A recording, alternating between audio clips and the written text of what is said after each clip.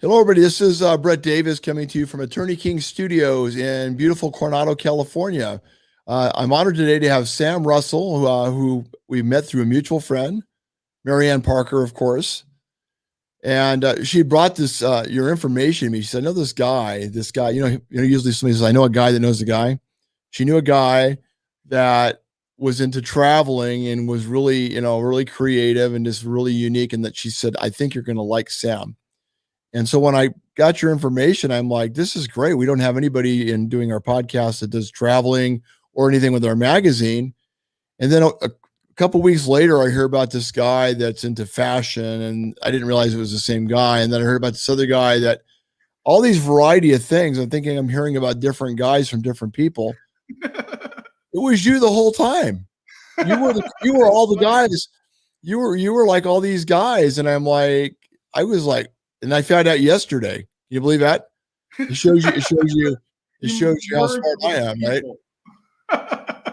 Yeah, I do wear different hats in my life. I've worn many different hats, from I think babysitting kids at a church to working at Taco Bell when I was 15 to fashion styling. So I've done lots of different hats in my life for sure.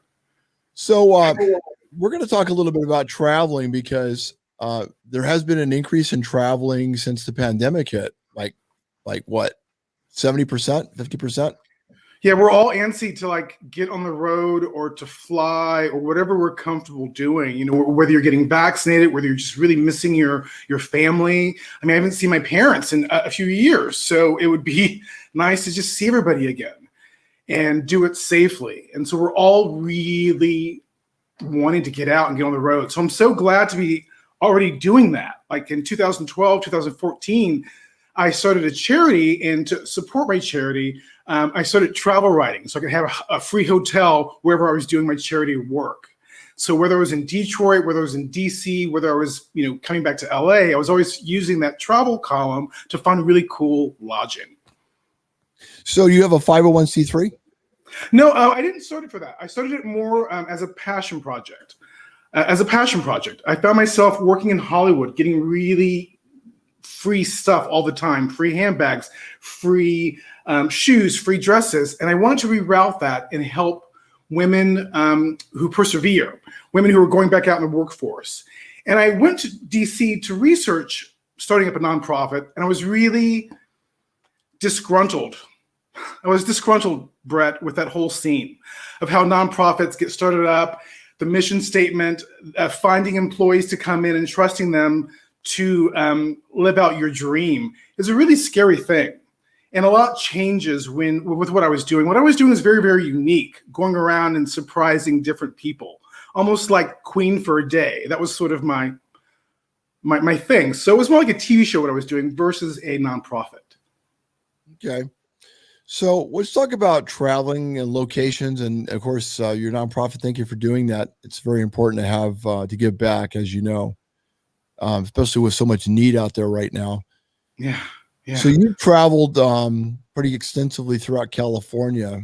What are your favorite? Give me the top. Do you have the top 10 areas that you've visited? I'm excited through IQ Podcast Magazine to actually reintroduce you to some of these great finds.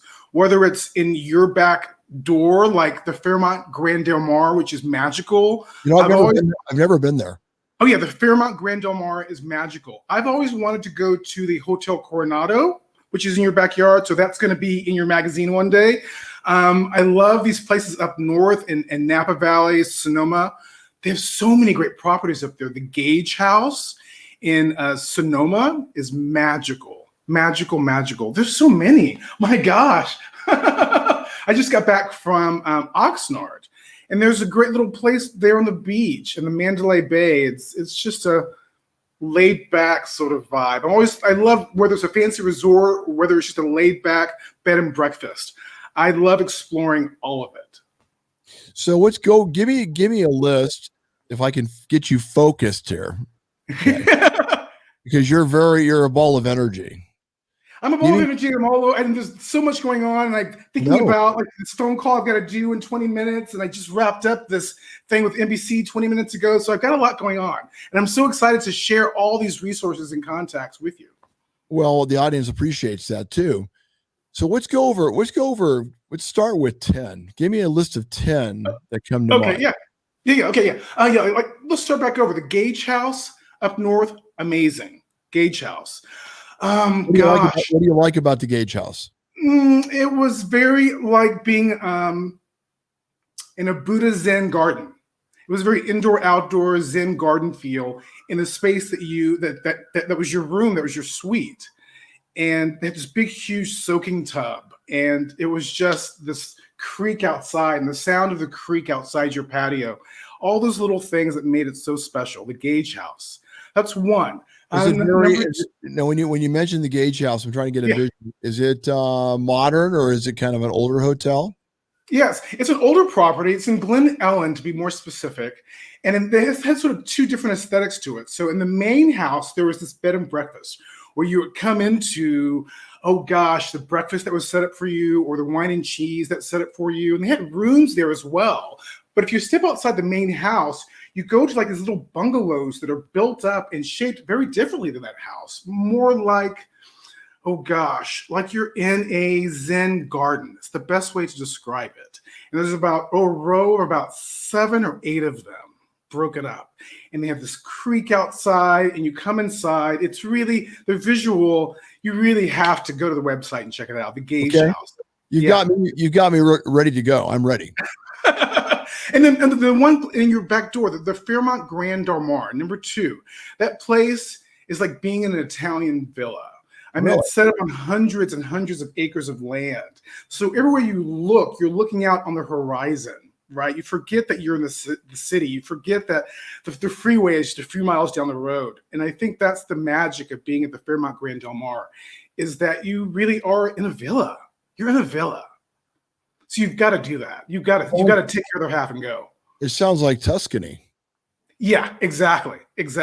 And then the place on my wish list, number 3, Hotel Coronado. You got to tell me, because I've only walked on the property. I've never stayed there, but it's so popular. And why is it so popular? Why is everyone so crazy about Hotel Coronado?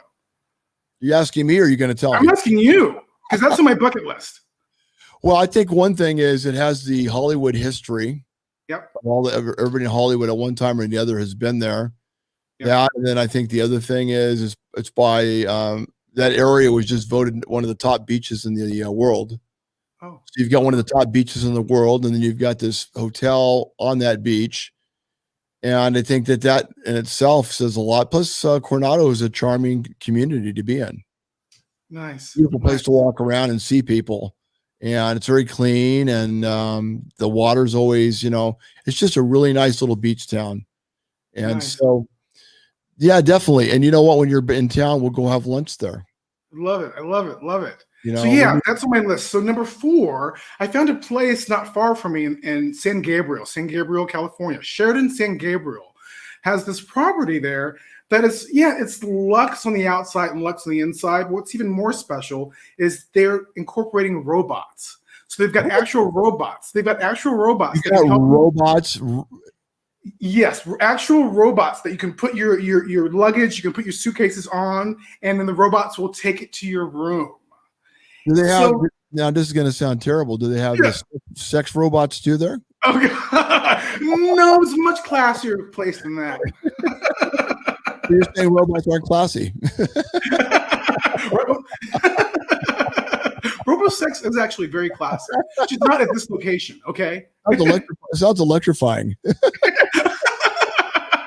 You're funny. So yeah, the Sheridan San Gabriel, you have to go for that robotic luxury lifestyle. You have to go. If you're ever in town, need a quick place to stay. I love Sheridan San Gabriel. That's number 4. Just for the robots. Yeah, this is with the robots, the sexy robots. You got to check them out. So can we go in there, have a cup of coffee or lunch, and the robots are there, doing their thing? Well, they actually have humans who are serving you, so they don't use the robots for everything. But you can see the robots probably occasionally go around, right? Beautifully walking around, and almost like partial securities there to help you answer questions. It's really cool, huh? Yeah, different. I've never heard that.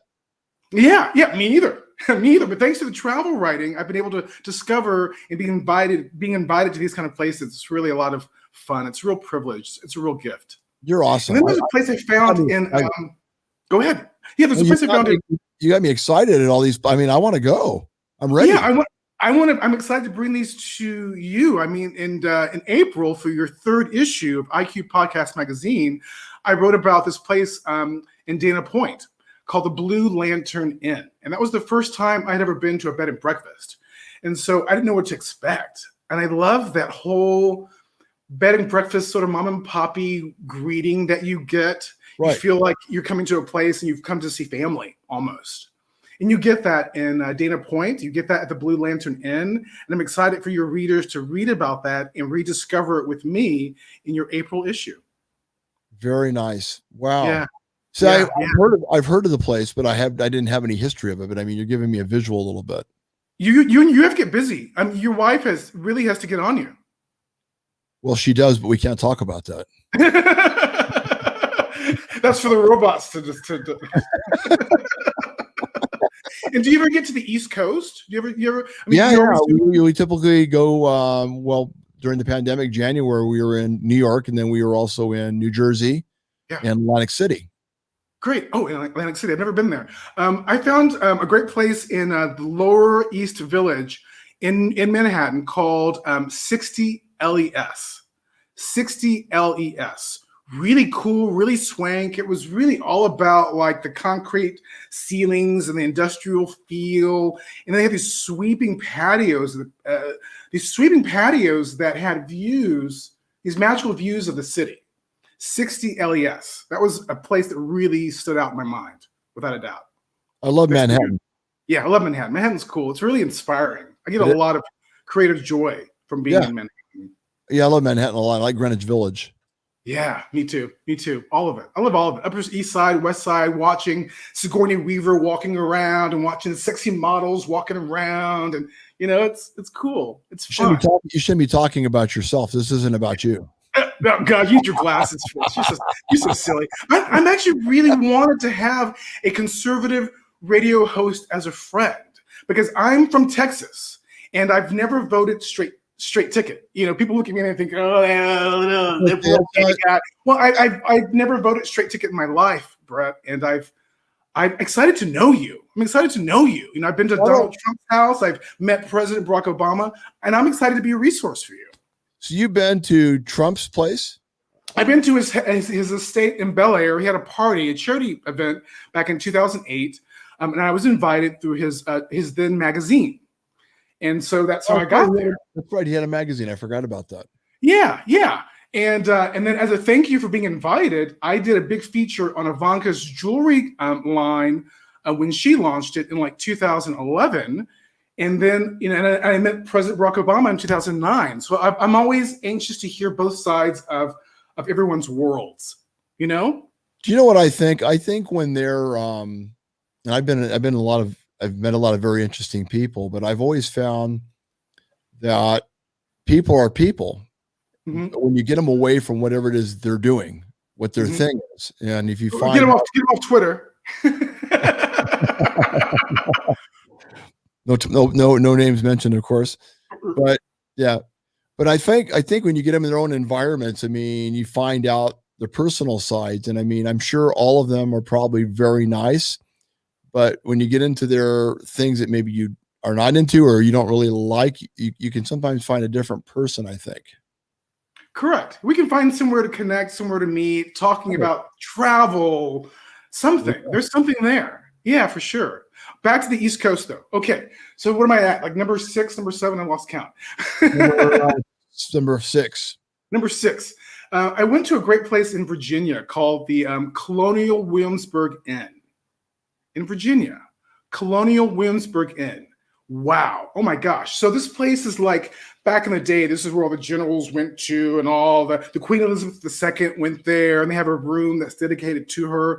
So I thought it was so cool that a mixed race male could be a VIP there today.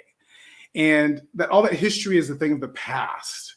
And this place was gorgeous. The room I was in, the settings, the food, it was so opulent. The grounds, the golf, the everything about it. Colonial Williamsburg Inn, you have to go. When was it built? around? Do you have any idea? Oh gosh, that place 18? has got to have been there since the 1800s. I mean, if I could guess, I don't know the exact specific dates, but it's built right there in the heart of colonial Virginia. So the second you step out, you're right back in time because a lot of people dress up in all the garb. Wow. Oh yeah. Oh, it's kind of a thing there. People dress up, especially on the weekends. It's just kind of a thing. And so it was interesting to be snapped back in time, but to also have it sort of merge with modern day. It was fascinating. It was a fascinating history lesson. Very nice. And Virginia is a beautiful place. Wow, Virginia's beautiful. Virginia, Virginia, Virginia, Virginia. There's another great hotel in Virginia that I found too. What is this? Number 7 now. Number 7. In Pentagon City. I went to the Ritz-Carlton. If you're ever wanting to be close to the Pentagon City or the Memorial or the cemetery or DC, the Ritz-Carlton there is really, really good. The marble bathtub and the restaurant downstairs. I forget the name of it, but it's just a whole Ritz-Carlton vibe. It's very adult. I'm an adult, and there's escalades that drop you off. It's that whole illusion. I'm an adult now, Brett. I've arrived. Well, and DC is a charming city because of all the history and it's architecture. It's a very nice city. Yeah, and it's a very adult city too. It was a French designer, a French architect designed DC, so it feels like a gift from the French. DC is very, very beautiful. And France is a beautiful city, and that's for another show and another time because we'll have to talk about France. And while we're still on the East Coast, number 8. This place was also, I think, in West Virginia. I'm trying to recall the name of it. The Vaucluse Spring, outside of Stevensville, Virginia. Yeah, that's it. Ooh, it's a lot. Okay, Vaucluse Spring, and it's this husband and wife couple. They bought this space, Brett, and they've got these little vignettes spread out. So everyone's really spaced out. So you've got this little cabin by the woods, and you've got this little 2-story mill house by this water, and so everything's spaced out. So wherever you're staying, you don't know that other guests are around. Huh. And you all meet up at night in the main house for this gorgeous 4-course meal. The Vaucluse Spring. It's right in Stevensville, Virginia. Vaucluse Spring. Vaucluse. Wow. You want to surprise your wife and just take her somewhere unassuming and romantic? That's where you go. You go. Yeah. Well, and then going down my list, let's see. I was just recently at the Fairmont in Santa Monica. That was really cool. Like I've been there. Yeah, that's nice. I've been there. Yeah. It's nice. Yeah, you have been. Yeah, right by the water, the eating fig restaurant on property. It's just super, super, super cool. Fairmont in Santa Monica. I love that place. That's not too far from the water either. And going back home, I'm from Texas, so when I go back home, I love going to Hotel Sorella. It's a new place in Houston. It's out in the suburbs. And it's this kind of Italian chic vibe in the middle of Texas. You wouldn't believe that, we're all talking like howdy and y'all around the corner because it's so swank. And so I like that. Houston's growing up and Texas is growing up and getting more sophisticated. And I like that. I really like that a lot. I've always liked Houston too. It's a great city. Houston's a cool city. Lots of opportunity, lots of thinkers. There's a lot of diversity. And so I really enjoyed that about Houston. I was really, I blossomed as an artist in Houston for sure. Was that 10? Did we get 10? Did we get 10? 9, 10? We're close enough. Was that 10? We got one more. You did it. Oh, we did do it. You pulled it off. Oh, sweet. You kept me on track. Well, apparently 10 is your number. You're so silly. I'm fascinated about that water. The water this guy was just talking about on your show. Wow. From Japan? That you're trying some. So the machines are manufactured in Japan, and 50% of the households have these machines in them over there. At least that's what he tells me. Yeah. And there's a platinum, I guess, base somehow, and the water is put in that situation with an electric current, and so the water becomes more cleaner. Of course, there's also filters, and so the quality of the water is like none, I guess, you can ever. So people like Tom Brady, what were some of the names that he used? Really high-end people have these machines in their homes. Wow. Fascinating. I want to know all about it. Yeah, fascinating. I wrote his website down, so I'm glad he said his website. Yeah, no, I think it's very, very interesting. I think we're going to look into possibly placing one of those machines in a village in Africa that has very bad water quality. So that's kind of in the works right now. So cool. That's so cool. Right. I love that. I love that you are using all these new resources for the better good. That's what it's supposed to be about. Yeah, in true community. Yeah, exactly. I'm so excited to know all of you. So, the thing that's great about what you do, you're very unique. We're excited to hear about the things you shared with me. I love to travel, but you brought out more passion in me talking about these places, and you got me motivated to want to go. Well, you should get out of your comfort zone and take your other half and just go recharge sometimes. Just to go simply recharge your senses. And there's so many great places close by to do that safely. And these places, these mom and pop shops, these bed and breakfasts, they really need us, Brett. They need our dollar. They need us to come in and support them. So we can all just keep thriving and keep it all flowing, and we all win. Well, Sam Russell, I look forward to working with you and helping make the world a better place and educate them about a lot of varieties of things. You have a lot of specialties, but for now, traveling is a good start. I appreciate your friendship. Thank you, guys. Here we go. Thank you. And look forward to, you see, I appreciate you guys so much. So much. Well, we appreciate what you do too. Now, if you could do other things and other body parts with the way you just moved your finger, you might make $1 million today. We'll lead up to that. We'll get there. We'll get there.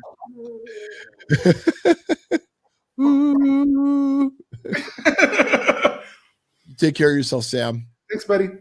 Thank you very much. It's Sam Russell, the traveling man. I'm a traveling man. I'm a traveling man, and I've made you have a good voice too. Hey, all over the world. Okay, you take care of yourself. Thanks, buddy. We'll talk to you again. Okay. And thanks to our sponsors, Attorney King. Thank you so much for your love and your support and believing in having an Academy Award for teachers that we're going to be honoring 36 teachers coming up April 16th at Sequan Casino. Hope Sam could make it. It would be nice to have you and your partner come. I'd also like to thank, of course, Sequana Casino for what they do, and Cody Martinez and Indian Motorcycle, one of the best American-made motorcycles in the United States. Thank you for your support. And also look at our current issue of our magazine, because Tim Broadhead is one of the top 20 people to watch in San Diego for 2021. And of course, Serrano's Mexican food in Coronado, amazing burritos, the bomb, really, really good margaritas, great drinks. Sam, when you're in town, we're going to have to get a margarita and a burrito. I'm down. Whatever you want. And also, I'd like to thank the gym for their wonderful sponsor, and thanking our law enforcement and first responders for everything they do. Thank you so much for your partnership, George Jackson and the gym. And last but not least, IB Fitness. Thank you for everything you do, Marina. And of course, we love working with you. And thank you again for everything, Marina. You're the best. And to all of you out there, let's try to make the world a better place. Let's try to do something nice for somebody today and not let anybody know about it. Everybody have a good day.